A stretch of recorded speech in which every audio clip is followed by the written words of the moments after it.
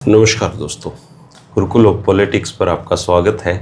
मैं हूं आपका दोस्त धर्मेंद्र कंवारी और हमारे साथ मौजूद हैं हम सब के प्रिय डॉक्टर सतीश त्यागी जी। नमस्कार।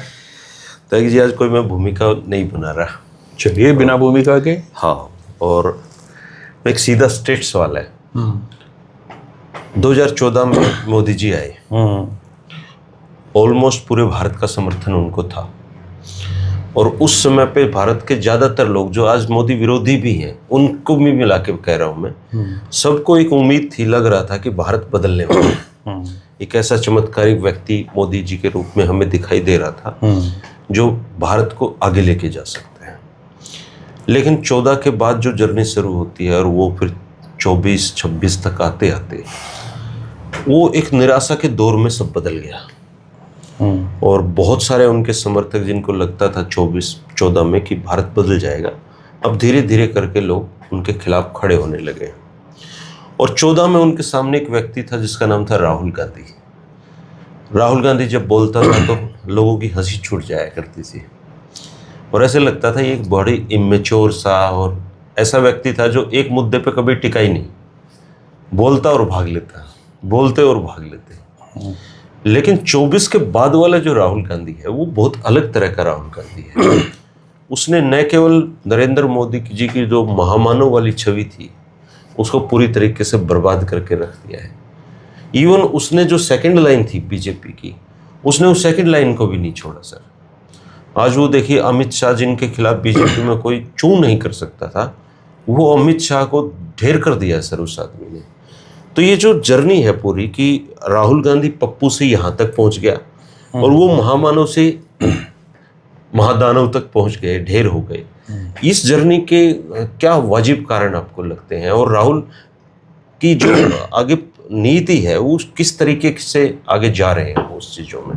देखिए, हर आदमी, ना केवल राहुल गांधी और ख़ास तौर से जो नौजवान लोग होते हैं, वो एक दौर होता है इवॉल्व होने का, विकसित होने का, चीज़ों को सीखने का।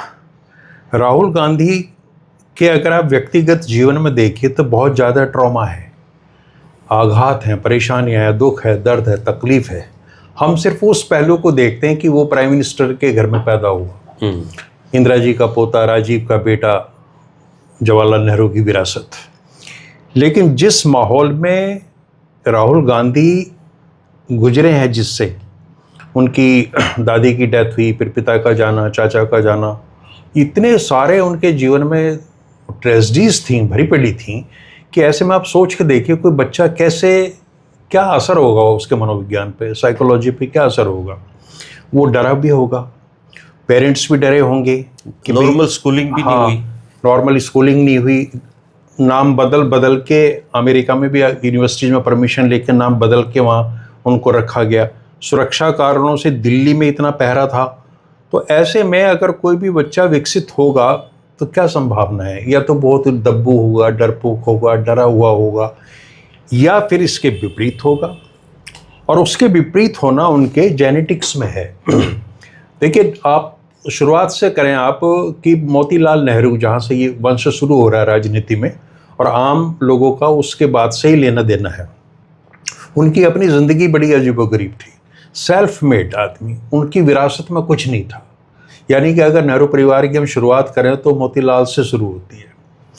और अपने जीवन काल में उन्होंने इतना धन कमाया, इतना यश कमाया कि जिसकी कोई इंतहा नहीं थी। यानी कि जिस व्यक्ति ने अंग्रेज नौकर रखे हों उस जमाने में, जिसके आनंद भवन में वेस्टर्न फूड अलग बनता हो, ईस्टर्न फूड अलग बनता हो, जहाँ मिस्ट्रेसेस रखी गई हों पढ़ाने के लिए, और नेहरू को जो अपने बेटे को उन्होंने भारत के किसी स्कूल में नहीं पढ़ाया, स्कूलिंग घर पे हुई है। और जवाहरलाल नेहरू सीधे पढ़ने जब गए हैं तो हैरो गए हैं इंग्लैंड में। कोई कार के मॉडल जो भी आते थे उस जमाने में नए से नए, वो इलाहाबाद में कारें होती थी।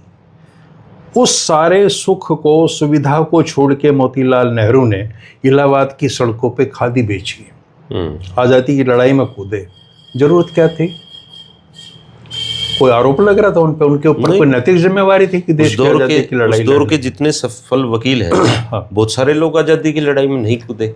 तो वो उन्होंने एक रास्ता अपनाया। और उसके बाद जब नेहरू आते हैं, जो सबसे लाडला बेटा उनका, एक ही बेटा है, तो वो उसकी सुविधाओं का कितना ध्यान रखते हैं। अब सोच के देखिए कि गर्मियों के दिन हैं भारत में, जब वो आ रहे हैं इंग्लैंड से, तो मोतीलाल नेहरू ने कहा कि जब जवाहरलाल आएगा यहाँ इलाहाबाद में तो गर्मी कैसे सहन करेगा। तो पूरा का पूरा मसूरी में उनके रहने की व्यवस्था की गई। उनसे मिलने जुलने वाले जो रिश्तेदार थे उनके लिए अलग से ट्रेन की गई, और जवाहरलाल नेहरू को ठंड में रखा गया ताकि गर्मी ना लग जाए। वो जवाहरलाल नेहरू आज़ादी की लड़ाई में कूदे, और लोग ये कहते हैं कि उनका बदन छिल गया उस मोटी खद्दर से। खादी खद्दर होती थी वो जो पहनी थी, 8 साल के करीबन जेल में रहे। आज की तरह लिनेन नहीं थी वो, मोटी खादी। मैं खुद पहनता हूँ खादी, मुझे पता, आज भी कंफर्टेबल नहीं है। तो वो दोनों पिता के साथ वो भी कूद के, और दोनों में फर्क देखिए, मोतीलाल नेहरू और जवाहरलाल नेहरू में वैचारिक मतभेद है। मोतीलाल नेहरू की सोच अलग है, वो स्वराज पार्टी बना के काउंसिल में एंट्री ले रहे हैं CR दास के साथ, और नेहरू जो हैं वो गांधी के साथ जा रहे हैं। तो गांधी के मानस पुत्र हैं और जैविक पुत्र मोतीलाल नेहरू के हैं। बावजूद इस दोनों ने, पिता पुत्र ने आज़ादी की लड़ाई में कूदे, और घर का हर सदस्य कूदा। उसके बाद का इतिहास सब लोगों को पता है, क्या इंदिरा जी के साथ हुआ, क्या राजीव के साथ हुआ। तो एक ऐसी विरासत जो बिल्कुल फ्रेगमेंटेड है, मतलब किस तरीके का जीवन है राहुल गांधी का, और वो बच्चा आता है राजनीति में आता है, तो वो अपने अनुभव से सीखते हैं सारी चीज़ें। राहुल गांधी को किसी ने ट्यूशन नहीं दी कि आप ऐसे सीखना से। राहुल गांधी अपनी गलतियों से सीखे, और आज भी वो खुलेआम ये कहते हैं कि मैं मनुष्य हूँ और मुझसे गलतियाँ होती हैं और मैं सीखता हूँ। I am a student, I am a learner, हमेशा वो ये कहेंगे। दूसरी तरफ एक ऐसा व्यक्ति जो कहता मुझे सीखने की गुंजाइश ही नहीं रही, मतलब मैं परम ज्ञान मुझे प्राप्त हो गया है, तो अब मुझे और कुछ सीखना नहीं है। कामत थे उसके साथ इंटरव्यू में मोदी जी कह रहे हैं कि मैं जो कर सकता हूँ, मेरे अंदर जितनी संभावनाएं हैं, मुझे लगता है उसका अभी 5% भी नहीं निकला है। तो नहीं, खैर गलत फहमियों का कोई इलाज नहीं है। तो मैं इन दोनों व्यक्तित्वों के अगर तुलना करता हूँ तो एक व्यक्तित्व ऐसा है जो अपने जीवन से, अपने अनुभवों से, अपनी पीड़ाओं से सीख रहा है लगातार और आगे बढ़ रहा है। कई बार पहुंचता है कि किसी रास्ते मंजिल तक पहुंचा और उसके पास लगा कि रास्ता ठीक नहीं था, सही जगह नहीं में आया, तो वापस चला जाता है। फिर से वो सीखता है, मतलब गिरता है, उठता है, गिरता है, उठता है। एक आम आदमी की तरह जो है वो इन सारी चीज़ों को अपने जीवन में आत्मसात करता चलता है। इसलिए अब राहुल गांधी को आप देखेंगे कि 2004-05 का राहुल अलग राहुल है, 2014 का अलग है, 19 का अलग है, 24 का अलग है, लगातार बदलाव। और 2026 का राहुल गांधी आपके सामने है। और ये तब है कि जब उसने सिर्फ ताने सुने, गालियां सुनी, आलोचनाएं झेली हैं। उसको खारिज किया गया, अरबों खरबों रुपए की दौलत इसलिए बर्बाद की गई जनता के पैसे को, ताकि ये सिद्ध कर सके कि नेहरू का जो ये वंशज है ये नालायक है, निकम्मा है, इसे कुछ नहीं आता। आज भी अगर वो विदेश भी चले जाएं तो यहाँ कोराम मच जाता है कि विदेश क्यों चले गए, कहाँ मिलने चले गए। तो आप ये सोच के देखिए, हम लोग हमारे बारे में अगर कोई इक्का दुक्का भी कोई बात कर दे तो हमारे लिए मुश्किल हो जाता जीना, लेकिन वो आदमी लगातार प्रहार सह रहा है। और कहीं आप ये देखिए कि वो रोता नहीं है, रुदन नहीं है, रोना धोना नहीं है। उसने कभी नहीं कहा कि मुझे इतनी गालियां दी गई या मेरी माँ को गालियां दी गई, संख्या नहीं गिनो। उन्होंने तो गालियां भी खाई हैं, गोलियां भी खाई हैं। बावजूद इसके कभी राहुल गांधी ने अपने निजी दर्द को देश की जनता के साथ साझा नहीं किया। ये अपनी पर्सनल बातें गांधी परिवार करते ही नहीं, कभी भी करते ही नहीं, दर्द भी नहीं बयां करते मेरे। देखिए, दुख और दर्द व्यक्ति का अपना नितांत निजी होता है, उसमें आप अपने बहुत करीबी लोगों से तो बता सकते हैं, लेकिन उसका सार्वजनिक प्रदर्शन करके राजनीतिक लाभ उठाना ये नेहरू परिवार ने कभी नहीं किया। उन्होंने अपनी दुख तकलीफें कभी जनता को नहीं बताई। हाँ, जनता ने जानी, जनता ने अनुमान लगाया कि भाई कैसे इस तरीके परिवार में किस तरह के कष्ट आए होंगे। तो राहुल गांधी अभी भी, आज भी मैं कह रहा हूँ, 2027 का राहुल गांधी 26 से अलग होगा और 29 का 27-28 से अलग होगा, क्योंकि राहुल गांधी इवॉल्व होने के प्रोसेस में है। अब आप देखिए उनकी मैच्योरिटी, जैसे कल आपने जिक्र किया था कि उन्होंने स्वराज शब्द की व्याख्या की, वो एक दार्शनिक व्याख्या है। आम आदमी नहीं कर सकता। शायद हम लोग भी उस स्तर पर ना सोच पाते हों, इतना पढ़ने लिखने के बावजूद भी। लेकिन उन्होंने वहाँ बैठे बैठे वो पंपलेट देखा, हरा भरा स्वराज, और उसके बाद में उन्होंने चीज़ें शुरू की और कहाँ ले जाके उन्होंने छोड़ा उन चीज़ों को।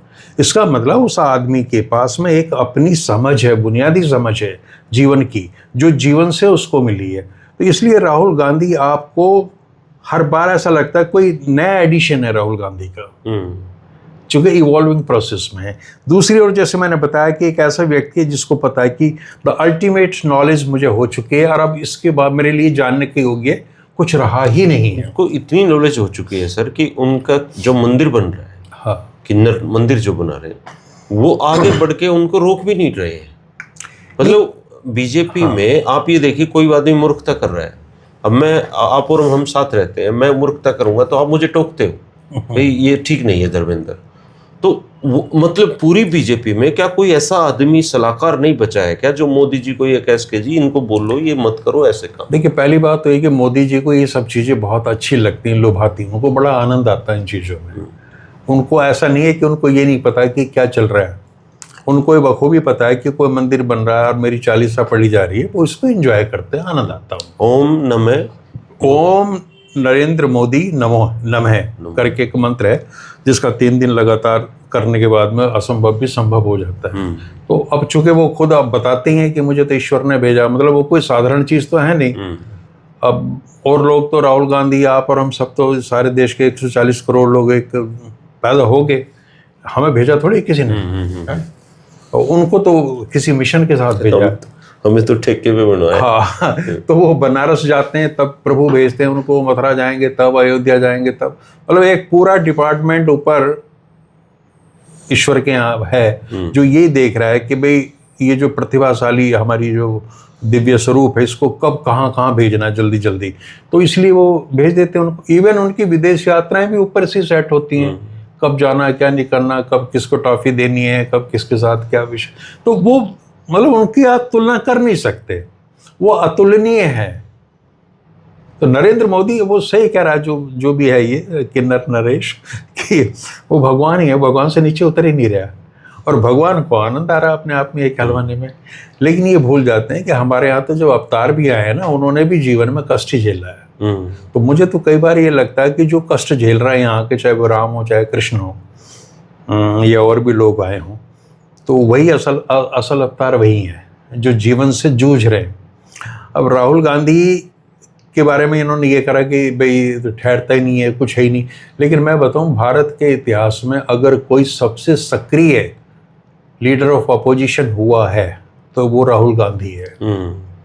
पकड़ के बैठ जाता है जी मुद्दों को, और बोले एफआईआर दर्ज करो, हाँ, और मैं 6 महीने बैठूंगा यहाँ पे, कोई दिक्कत और ये नहीं तब है कि देश के हर हिस्से में, बिहार में वो विपक्ष के नेता नहीं है, उत्तर प्रदेश में नहीं है, बंगाल में नहीं है, शायद ही कोई ऐसा प्रांत हो जहां राहुल गांधी को हम कह सकें कि वहां के नेता ऑलरेडी वहां उनकी कांग्रेस भी नहीं है, वहां नेता बैठे हुए। लेकिन उसके बावजूद भी उस आदमी ने पूरे विपक्ष का जिम्मा अपने सिर पे ले रखा है। अब मुझे बताइए, केवल एक एफआईआर कराने के लिए कौन ऐसा नेता जो 8 घंटे लगातार थाने में बैठा रहा? ये काम तो हमारे जो विधायक है ना, आज के डेट में जो विधायक बनने का सपना देख रहे हैं, वो भी नहीं करते। वो भी एसएचओ को फोन कर देंगे, एसएचओ उनकी बात मान भी लेगा। लेकिन वो आदमी धरातल पे लड़ रहा है, और उसका नतीजा ये हुआ कि आज जैन जी में जो भी क्रांति है, जो भी समझ है, वो राहुल गांधी के द्वारा पैदा की गई है। चूंकि उनको ये लग रहा है कि एकमात्र आदमी ऐसा है जो लड़ रहा है, और उस खतरे को इतना महसूस किया है इस पार्टी ने कि अब हमारे हरियाणा के मुख्यमंत्री भी जैन जी से कम्युनिकेट करने लगे। मंत्रियों को आदेश दिए गए जैन जी से कम्युनिकेट करो, है ना। राहुल गांधी ने अगर कल ये किया है पार्लियामेंट स्ट्रीट थाने पे, तो उसका जवाब किसने दिया है?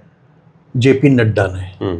अगर राहुल गांधी है कुछ नहीं, कोई चीज नहीं है, तो आपको एक केंद्रीय मंत्री को, अपनी पार्टी के पुराने राष्ट्रीय अध्यक्ष को क्यों डेप्यूट करना पड़ता है कि राहुल गांधी क्या करना? इसका मतलब आप जानते हैं कि राहुल गांधी की ऊपर अगर कोई हमला करना है तो उसके लिए आपको 4 से 6 मंत्री चाहिए अपने कैबिनेट स्तर के। राहुल गांधी इतना बड़ा आदमी है, आप उसको इग्नोर भी नहीं कर रहे, खारिज भी नहीं कर रहे, मत दो जवाब उसकी बात का क्या हो रहा है।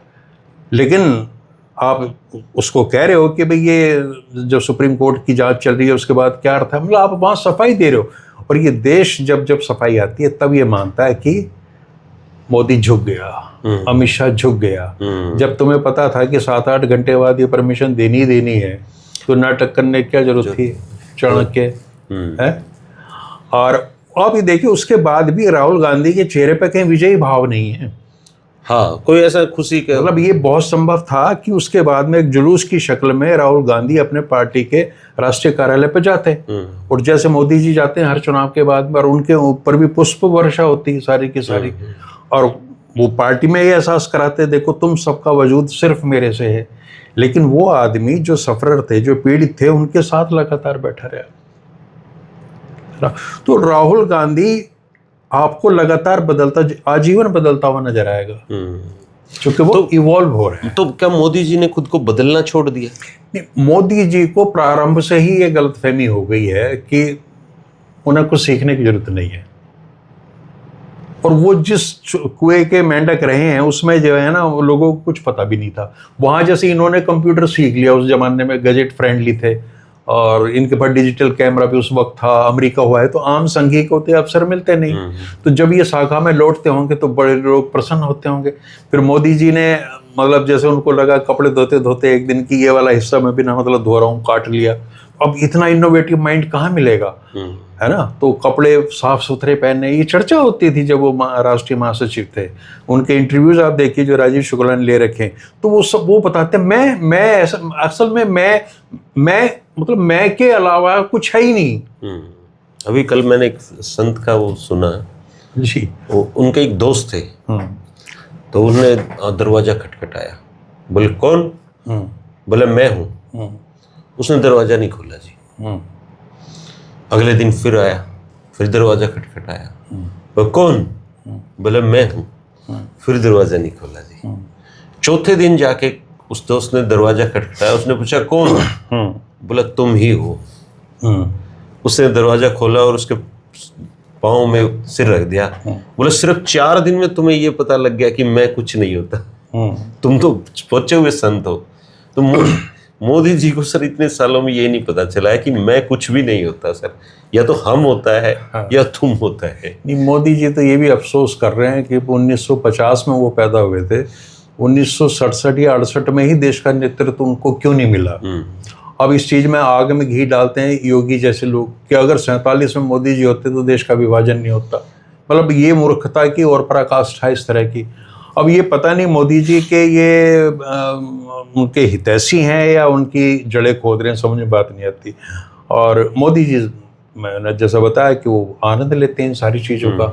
Modi ji is a complete man, और मैन तो कहना ही नहीं है, वो कुछ और एक चीज़ और होती है सर, जैसे एक आदमी अपनी जीवन भर की पूंजी जोड़ता है जी, एफडी कराता है बैंक में, कुछ मतलब LIC वगैरह कराता है, तो जैसे बीजेपी की जो एफडी है वो पूरी तरीके से हिंदू मुस्लिम सांप्रदायिकता के ऊपर टिकी हुई थी सर, मतलब इनकी पूरी पॉलिटिक्स।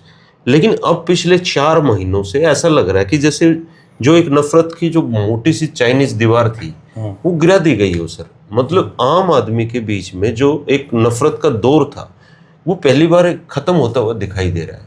तो बीजेपी का जो सबसे बड़ा नैरेटिव था वही ध्वस्त हो गया है सर। तो ये अब और क्या करेंगे लोग जो ना, जैसे जो जनमानस है पूरे देश का, वो 14 से 12 साल हो गए लगातार, तो दिमाग की अपनी एक लिमिट है, और दिमाग खुद मनुष्य से कहने लगता है कि तू कर क्या रहा है। तो अब ये जो दिमागों में एक चेंज आ रहा है ना, कि लोगों को ये लगने लगा कि हम निरर्थक चीज़ें कर रहे हैं और इनका कोई अर्थ नहीं है। और हिंदुओं की समझ में बहुत चीज़ें आ रही हैं, मुसलमानों की समझ में आ रही हैं, तो इनकी समझ में नहीं आ रही, या इनके भक्तों की समझ में नहीं आ रही। दूसरे, इनके पास कोई अल्टरनेटिव मॉडल था नहीं, इसीलिए बहुत छोटी छोटी चीज़ें ये ढूंढ ढांड के लाते हैं, वंदे मातरम टाइप। अब इनका जो वंदे मातरम फेल हो गया, जो खजाना था ना उसमें कुछ बचा नहीं है, कुछ भी नहीं बचा उससे। ऐसे लग रहा है जैसे मुट्ठी से रेत फिसलती है, ऐसे बीजेपी के हाथ से ही देश की सत्ता फिसल रही है, ऐसा लग रहा है। अब इनका ये हो रहा है कि जैसे काकरोच पार्टी के लोग वहाँ जयपुर में किसी स्कूल में गए जिसको तबेला उन्होंने नाम दिया, तो वहाँ के लोगों ने उन पर हमला कर दिया, है ना। तो वो एक चिढ़ है जब आपको लगने लगता है कि जो आपका आइकॉन है, जो आपका आराध्य है। जो हमला है सर, ये तो उसी दिन तय हो गया था जब मोदी जी ने ये कहा था कि दिमागी नक्सल, मतलब हाँ, ये इनके पास और कुछ बचा ही नहीं है। वो दरअसल अपनी जो उनकी ऑडियंस है, जो हम बात करते हैं 8-10 करोड़ की है, बिल्कुल पागलों वाली है, उसी को एड्रेस करते हैं हमेशा। और ये उनकी बात नहीं है, इनके पूरे जो वैचारिक परिवार है उसमें यही चलता है।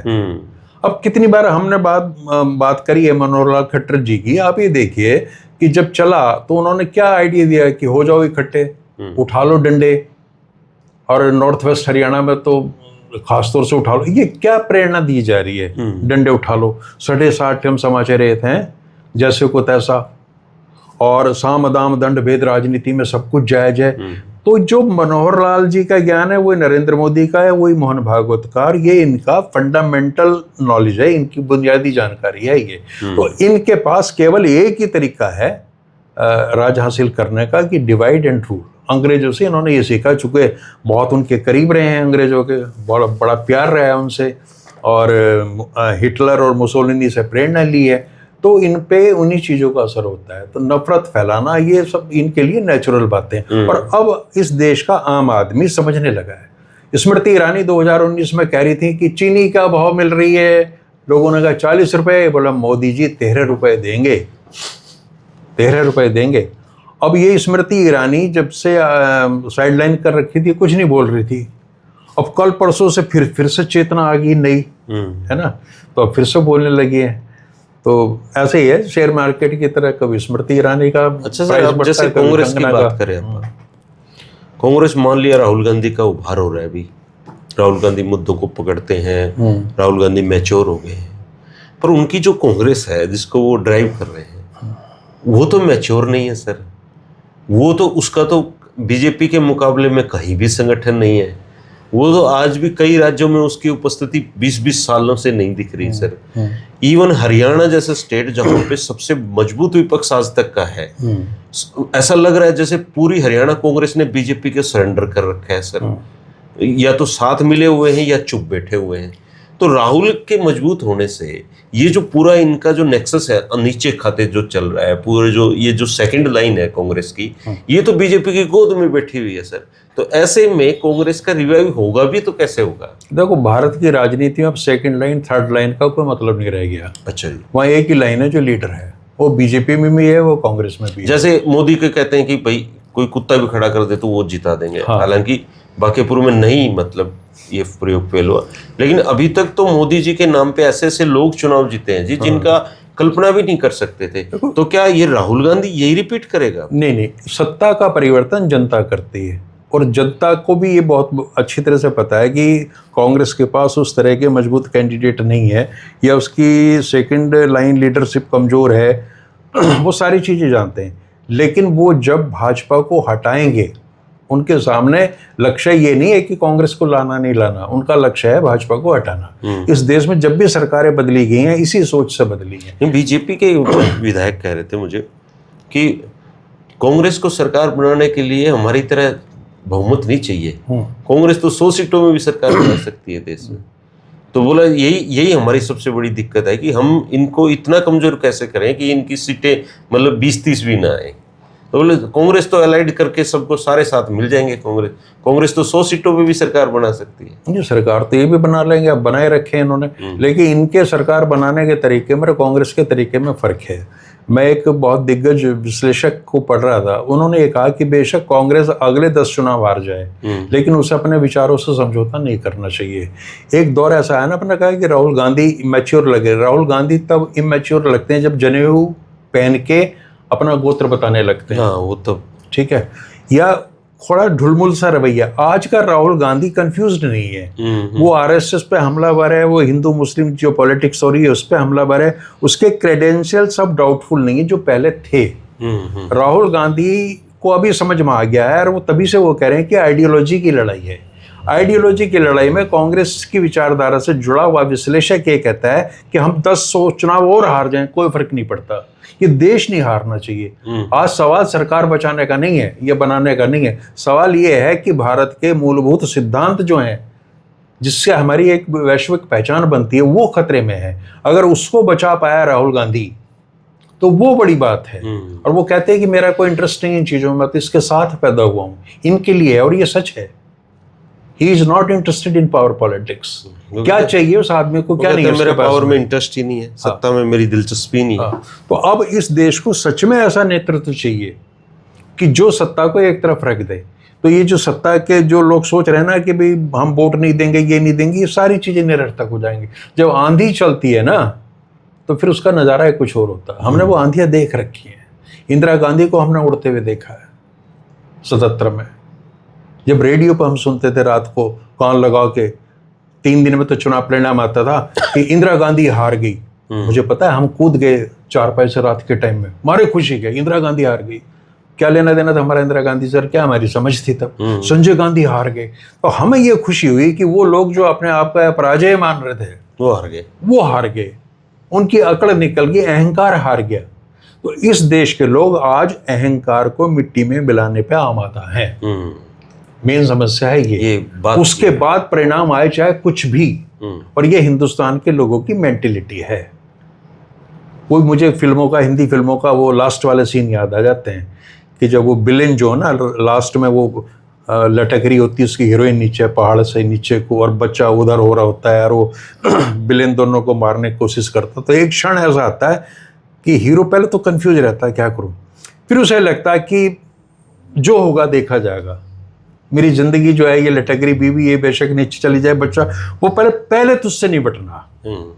और उसके बाद जो वो होता है ना सिनेमा हॉल में, वो माहौल ये जो होता है, वो लोग कहते हैं और दे, है ना है? और कोई है परमात्मा जो लास्ट तक उसे बचाए रखता, वो नीचे नहीं गिरी कभी आज तक ना, वो बच्चा कभी मरा, है ना। और वो उसको निपटा के फिर जाता है, और वो बदमाश क्या करता है, अचानक आंखें खोलता फिर एक बार, मरा नहीं होता है ना। बट लास्ट हमला बाकी रह जाता है। हाँ, लास्ट हमला बाकी रह जाता है। वो ये है कि अहंकार कभी नहीं मरता, वो इस बात का प्रतीक है कि वो रहेगा हमेशा। तो ये हिंदुस्तान जो लड़ाई लड़ रहा है ना अब, ये आखिरी नहीं है। ये 20 साल 50 साल बाद फिर ऐसे हालात हो सकते हैं, पहले भी हुए हैं, अतीत में भी, आगे भी होंगे।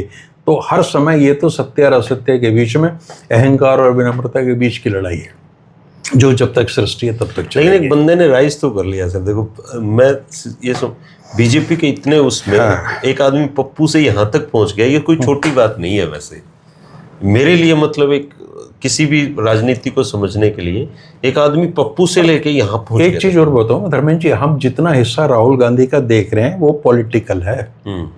वो बहुत सारी चीजें मन के स्तर पर सोचता है, हम आप भी सोचते हैं, हम कहते नहीं है सार्वजनिक रूप से उन चीजों को, कह नहीं सकते, चूंकि राजनीति हमें उसकी अनुमति नहीं देती। कहीं ऐसा तो नहीं राहुल जब सत्ता में आए तो कहीं मोदी बन जाए?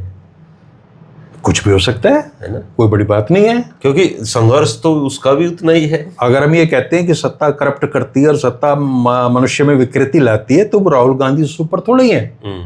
जब भगवान भ्रष्ट हो सकते हैं तो पप्पू की तो क्या औकात, वो भी भ्रष्ट हो सकता है। सही बात है। लेकिन लोकतंत्र में भाई ये जिम्मेवारी लोग के ऊपर है कि भ्रष्ट ना होने दे। और अब वो पीढ़ी आ गई है। स्कूल मांग रहे हैं सर बच्चे, मतलब ये एक बड़ा अच्छा बदलाव है। काफी सालों से किसी ने ये डिमांड ही नहीं की कि स्कूल ठीक। जब से ये स्कूल की बात हो रही है, मैं बचपन में अपने स्कूल की बात सोचता हूँ। मैं 1964 में मैंने दाखिला लिया था, अब लगा लीजिए 60 साल से ऊपर हो गए। और मेरे से पहले वहाँ सरकारी स्कूल था मेरे गाँव में, 5 कमरे थे उसमें बाकायदा बने हुए, हम कभी भी नीचे वो तो हमारे बुजुर्गों ने चंदा कर करके बनाए। सरकारी स्कूल था वो, और उसमें हम पढ़ते थे, और 5 टीचर थे, 1 2 3 4 5 क्लास के। तो मैं सोच रहा था कि अब से उस जमाने में हमें वो सुविधा मिली है ठेठ ग्रामीण क्षेत्र में, वो अब नहीं मिलेगी आपको। अब पता नहीं क्यों हालात इतने खराब हो गए। अब तो बुरा हाल है स्कूलों का, कुछ स्कूल अच्छे हैं, बहुत बुरा। दोस्तों ये है राहुल गांधी का राइज और मोदी जी का पतन की शुरुआत। लेकिन फिर भी पॉलिटिक्स समझने की चीज़ है और लगातार सीखने की चीज़ है। हमारी ज़िंदगी भी ऐसी ही होती है दोस्तों। जब हम ये मान के चलते हैं कि हमने बहुत सीख लिया है, असल में हमारे जो सीखे सिखाए किए हैं उसके बर्बाद होने की शुरुआत हुई होती है।